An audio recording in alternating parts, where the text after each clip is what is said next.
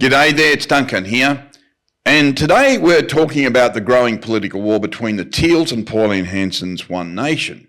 And mate, the divide couldn't be bigger. You've got the Teals, backed by wealthy climate activists, billionaire money and inner city elite sipping Chardonnay in waterfront suburbs, while lecturing the rest of Australia about how ordinary Aussies should live. These types are the we know best voters, the frequent flyers burning aviation fuel while preaching climate virtue from business class lounges somewhere over Europe. Many live in Australia's wealthiest electorates, far removed from the reality facing struggling families in the outer suburbs and regional towns. And honestly, many hard-working Aussies feel these activist-style politicians have more concern for global image politics than the bloke trying to pay his mortgage, fuel bill or grocery bill.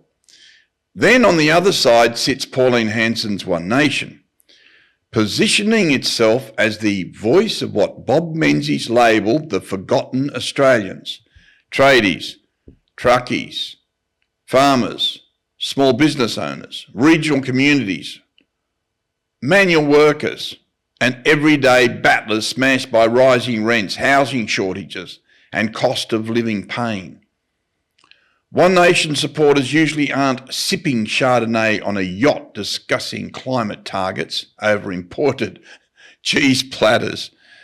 They're the Aussies actually showing up to work at 5 a.m. while the elites are still deciding which overseas holiday to post on Instagram.